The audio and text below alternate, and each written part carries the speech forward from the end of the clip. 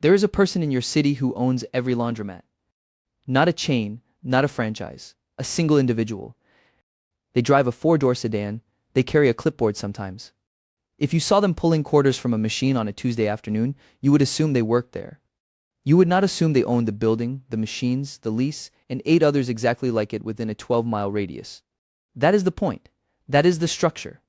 And that is what this video is going to break down completely. Not to glamorize it, not to make it sound easy, to show you the actual machinery, what it costs, how it gets financed, how it gets managed, what breaks, and what the math looks like when it compounds across 9 locations instead of 1. The number at the top is $900,000 a year in net income. That is not revenue, that is what stays. We are going to show you exactly how that number is built and exactly where it can fall apart. Start here. What does it actually mean to own the market in laundromats? It does not mean branding. There is no logo. There is no loyalty app. There is no advertising budget, and there does not need to be. The monopoly is geographic. In a mid-sized city, a person with clean clothes needs a laundromat within a reasonable drive, usually under 2 miles for the demographic that uses them most. If every laundromat within that radius is yours, the customer has no alternative that doesn't cost them time they don't have. They come back not because they prefer you. They come back because you are there and you are open and the machines worked last time. That is the entire switching cost. Distance and habit. Route-like repeat usage is the technical phrase. Think of it the way you think about gas stations on a particular stretch of highway. The person isn't loyal to the brand. They stop because it's the one that exists where they need it. Laundromats operate the same way. A renter in a building without in-unit laundry does not shop around for the best laundromat experience. They go to the one nearest their building. They go on the same day each week. They load the same machines. That pattern is not breakable by a competitor advertising better detergent prices. Now, here is the part most people miss entirely. These businesses are mispriced. Not occasionally. Systematically. The reasons are specific and they are worth understanding because they are the same reasons the opportunity exists at all. Laundromats run on cash. A meaningful portion of revenue never gets cleanly documented. The owner-operator who has run a location for 11 years has books that reflect what they chose to report, not necessarily everything the machines produced. A buyer looking at the financials sees a business that appears to earn $60,000 a year. The actual seller's discretionary earnings, once you add back owner compensation, personal expenses run through the business, unreported cash flow, and depreciation, are closer to $110,000. That gap is where the mispricing lives. Seller's discretionary earnings, or SDE, is the correct metric for valuing a small owner-operated business. Laundromats trade at 3 to 4 times SDE in most markets. A location earning $110,000 in true SDE prices at $330,000 to $440,000.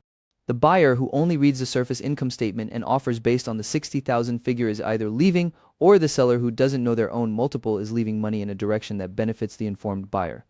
Add to that another factor. Owner-operator fatigue. The person who has run a single laundromat for a decade is tired. They fixed the machines themselves for years. They handled the complaints. They dealt with the lease renewals. The business still works, but they have stopped optimizing it. Prices haven't changed in 4 years. Hours are set around their schedule, not customer demand. Equipment that should have been replaced is running on borrowed time. A buyer who comes in, reprices, adjusts hours, replaces 2 machines, and installs a card payment system does not transform the business. They restore it. The income improves not because they are exceptional operators, but because the baseline had been allowed to erode. The third factor is simpler. Investors think the business is boring. It is. That is the advantage. The buyer looking for an exciting acquisition passes over the laundromat to pursue something with a better story. The laundromat sits, the multiple stays compressed. The informed buyer acquires it at 3.2 times SDE and moves on. Here is the defense mechanism that doesn't require work to maintain. Laundry is not discretionary. When household income drops, the person who once used a laundry service or bought a new washer now uses the laundromat. The trade-down behavior that devastates discretionary consumer businesses runs directly toward the laundromat. In 2008 and 2009, laundromat revenue in most markets was flat to up. When people cut spending, they cut the expensive version of the same service, not the service itself. Clean clothes are not optional. They have never been optional. That characteristic does not show up dramatically on any pitch deck. It is quiet. It is durable. It is exactly the kind of thing that matters when conditions deteriorate. So here is what this video is actually going to do. It is going to walk through how 9 of these locations get acquired. What each one costs, typically $180,000 to $350,000 depending on SDE, equipment age, and lease terms. How the financing is structured using SBA loans, seller notes, and deal-specific leverage. What the management layer looks like when you do not intend to be in 9 buildings every week. What the real failure modes are, because there are several, and they are not vague. And what the $900,000 number actually represents when you build toward it honestly, rather than treating it as a headline to work backward from. This is the machinery. Here is how it works. The first store is not the hardest to find. It is the hardest to trust. You are looking for mom and pop operations. Single location owners who have been running the same building for 8 to 15 years and have stopped paying close attention. The tell is usually one of 3 things: prices that haven't moved in years, a card payment system that was never installed, or an owner who is never there. Absentee ownership in a laundromat is not a red flag. It is a sourcing signal. The business still generates cash. The owner has simply stopped caring whether it generates more. You do not find these deals on business listing sites, not at first. You find them by walking in. You look at the equipment. You note the brand, the age, the condition of the coin slides. You ask the attendant, if there is one, how long the owner has had it. You are not subtle about what you are doing research. A few weeks later, you send a letter to the address on the business license. Handwritten, 1 page, you are interested in the business if they ever consider selling. You include a phone number. You do nothing else. Some letters get no response. Some get a call 6 months later. One gets a call the next week from a person who has been waiting for exactly the sentence to arrive in the mail. That is how the off-market pipeline works. It is slow. It is direct. It is the reason you pay 3.1 times SDE instead of 3.8. Now the pricing reality. In a mid-sized market, these stores trade in a range of roughly $180,000 to $350,000. The low end is a store with aging equipment, a short lease, and books that require cleanup.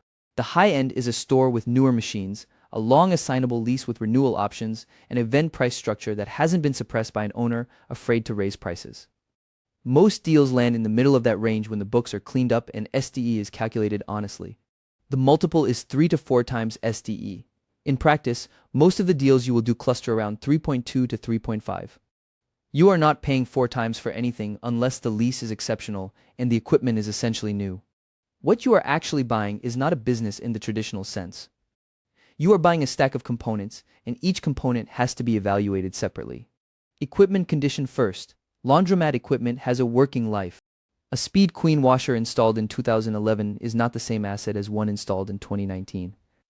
You request the service logs. If there are no service logs, you hire an independent technician to walk the floor before you close. The cost of that inspection is trivial compared to the cost of replacing 6 front-load washers in year 1 of ownership. Lease term second. The lease is the foundation. A store with strong cash flow sitting on a lease with 18 months remaining and no renewal option is not worth what a store with 12 years remaining is worth.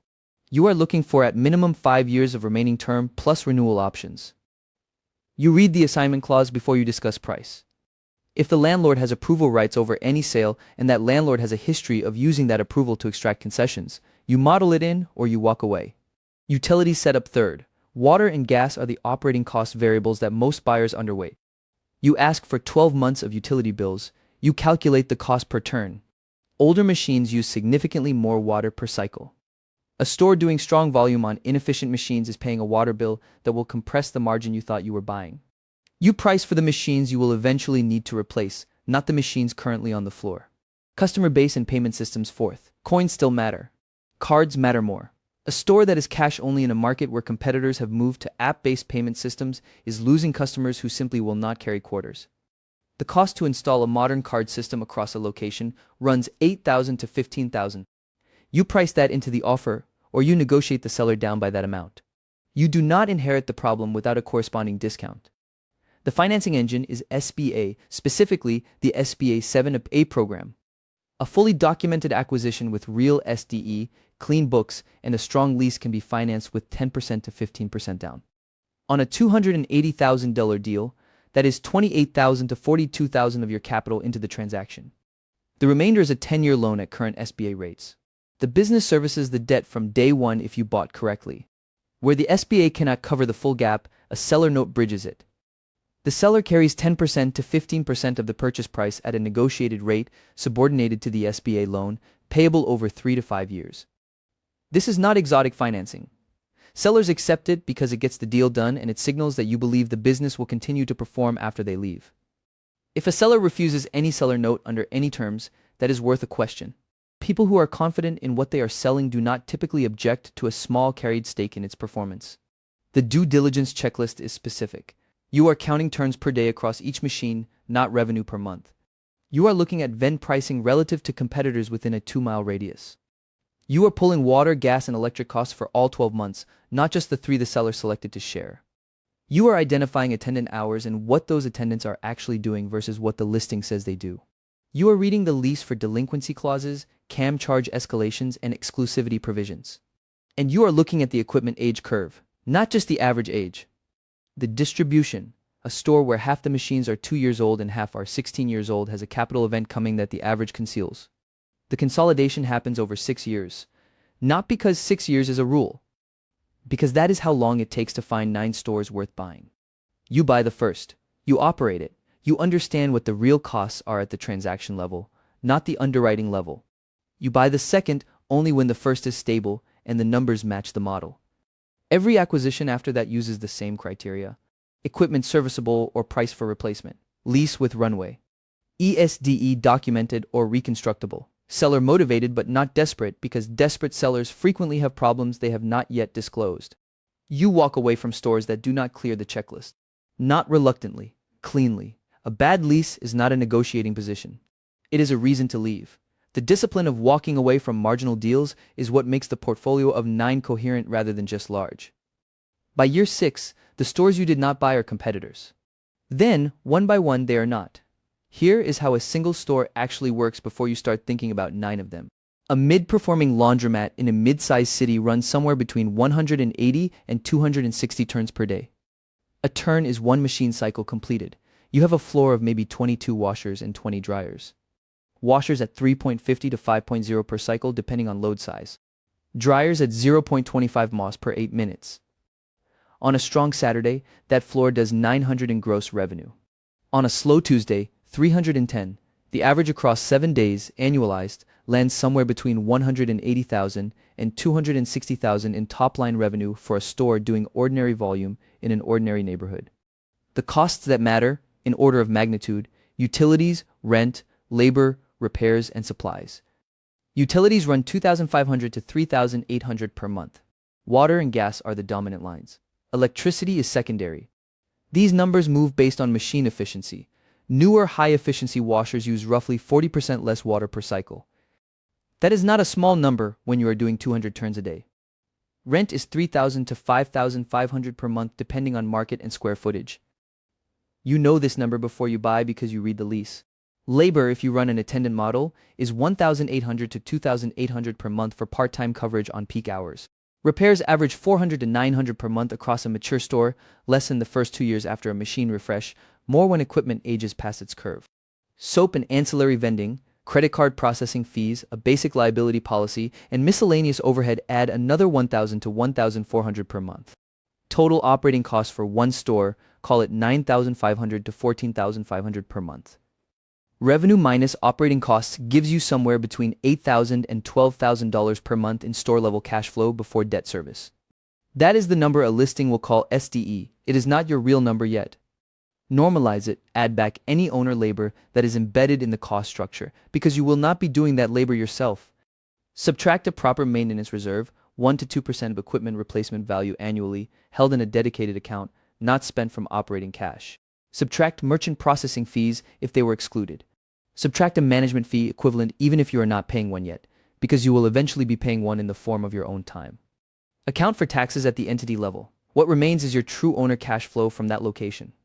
For a well-bought store in the $250,000 to $320,000 acquisition range, that number lands between $60,000 and $85,000 per year after debt service. 1 store is a small business. 9 stores is something different. Here is where consolidation creates levers that a single store owner cannot reach. Vendor contracts: you are buying detergent, change machine supplies, and card reader consumables at scale. A supplier who gives a single operator marginal pricing gives you a volume rate. Small difference per unit, large difference per year across 9 locations. Shared parts inventory: you stock a centralized parts cache, control boards, door gaskets, belts, pump assemblies, the components that fail predictably across known machine models. When a machine goes down at store 4 on a Saturday morning, Your lead technician drives from the central supply point with the part already in hand. Downtime is hours, not days. Downtime is lost turns. Lost turns are lost revenue that never comes back. Standardized pricing. Every store in your portfolio prices identically and adjusts identically. When you raise wash prices by 0.50 across the portfolio, you capture that revenue at all 9 locations simultaneously. A competitor operating a single store makes that decision in isolation, uncertain of the market response. You have already tested it at store 2 and watched volume hold. Machine redeployment, a high-capacity washer underperforming at a low-density location, gets moved to a high-density location with a backlog. You own the asset. You can redeploy it. No single-store operator has that option. These levers are why the portfolio nets approximately $900,000 annually after debt service on 9 stores. Not because any individual store is exceptional, because the portfolio-level operating structure eliminates inefficiency that would otherwise compound across locations. The management layer is simple. It is not optional. You hire one lead technician. This person handles preventative maintenance on a published schedule, performs first response repairs before outside vendors are called, and manages the parts inventory. You pay them well. They are the single most important operational hire in the entire structure. You hire store attendants at locations where peak hour coverage reduces equipment abuse and increases dryer revenue from customers who would otherwise leave before the cycle finishes. You do not staff every location heavily. You staff strategically. Weekly, you review a reconciliation dashboard. Revenue per turn per location, utility costs versus baseline, repair spend versus reserve, cash variance on coin machines. The numbers tell you what is happening before any attendant does. Remote monitoring on water temperature, machine error codes, and entry access is standard. You are not watching this dashboard all day. You look at it once a week with intention. Anything outside threshold generates a flag. You respond to flags. The portfolio stays invisible by design. Signage stays as it was. Staff stays as it was where possible. No press, no social media footprint tied to ownership. No grand rebranding. Customers experience cleaner machines, more reliable uptime, and consistent pricing. They do not experience a transition. Landlords see a stable tenant who pays on time and does not make requests. Competitors see 9 ordinary laundromats with no visible common ownership. You run a preventative maintenance schedule by machine age. Every machine gets a documented service interval. Quarterly for bearings and belts on high-use units. Annually for full mechanical inspection. The reserve account holds 3 months of projected repair costs at all times. The goal is for nothing to surprise you at a cost level that disrupts cash flow. Most surprises are not surprises. They are deferred maintenance by a previous owner who is no longer paying attention. You are paying attention. Let me be specific about what breaks, because the model is real and the risks are real, and conflating the two does not help you. Equipment CapEx is the first place operators get hurt. A commercial washer runs 70,000 to 100,000 cycles before it needs significant mechanical intervention. At 200 turns per day, that is roughly 10 to 14 years of useful life under normal conditions. The problem is previous owners rarely document cycle counts, and a store you acquire at a 3.5 times multiple may have equipment sitting at year 9 of that curve without a single maintenance record to prove it. You buy the revenue, you also buy the replacement schedule. A full floor refresh across 22 washers and 20 dryers runs 80,000 to 130,000 depending on machine grade. If you did not price that into the acquisition and it arrives in year 2, you are not earning 75,000 that year. You are managing a capital event. The defense is straightforward. Commission an independent equipment inspection before closing. Build an equipment reserve into your SDE normalization. Finance large replacements through equipment financing at the machine level, not from operating cash. The reserve exists so a replacement cycle is a scheduled event, not a crisis. Lease exposure is the second failure mode, and it is quieter than equipment until it is not. You acquire a store generating 78,000 per year in owner cash flow. The lease has 14 months remaining. The landlord resets rent at renewal from 3,800 to 5,600 per month. That single line item eliminates 21,600 in annual cash flow. The store that was worth buying at 270,000 is now worth materially less. CAM charges, common area maintenance fees, can spike unpredictably in multi-tenant strip centers when anchor tenants leave and costs redistribute across remaining tenants. Assignment clauses can require landlord consent for ownership transfer, introducing approval risk mid-acquisition. Before you buy, you read the lease the way you would read a loan document. Remaining term, renewal options, and at what rate or by what formula. CAM structure and cap, assignment language. The lease can matter more than the washers. In some acquisitions, it does matter more. A single bad location is the third failure mode, and in a portfolio context, it is insidious because it does not just underperform, it consumes attention. A store with persistent vandalism, inadequate parking, access constraints, or a utility infrastructure problem requires a disproportionate share of your operational bandwidth. One location running chronic equipment abuse due to crime exposure or running 900 per month over utility baseline due to aging plumbing infrastructure drags the portfolio average and pulls your lead technician away from stores that are performing. You model this at acquisition.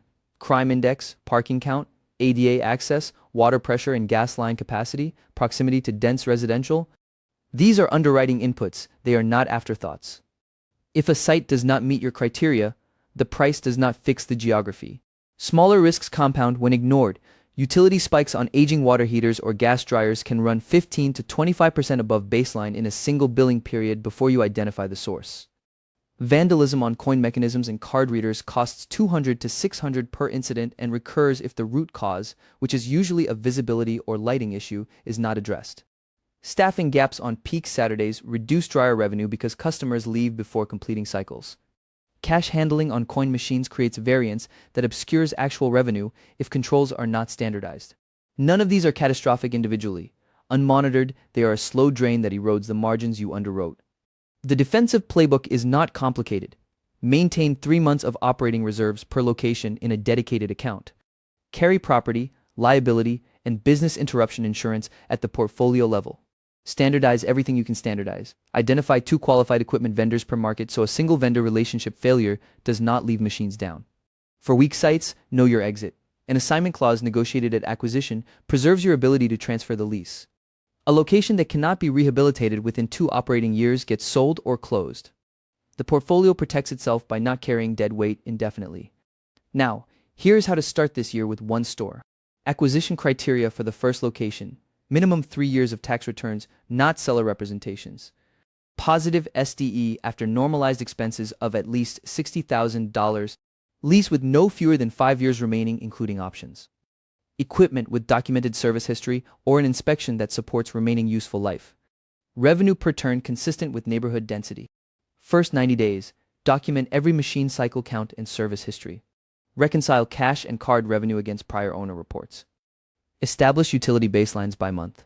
Set up your reserve account and fund it to 60 days of projected repair costs. Meet every vendor the previous owner used and renegotiate or replace. The one metric to track weekly, revenue per available machine hour. Not gross revenue, revenue per machine per available hour. That number tells you whether your floor is actually working, whether pricing is calibrated, and whether downtime is eating into what the location can produce.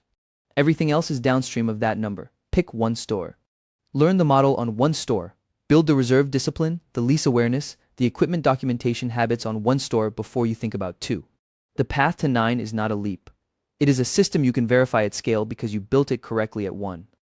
If this is a business model you want to run in your market, leave a comment with your city size and what you would want to underwrite first. Subscribe if you want the next one. The boring, ownable local cash business is available in most mid-sized cities. Most of them are still waiting for someone who is paying attention.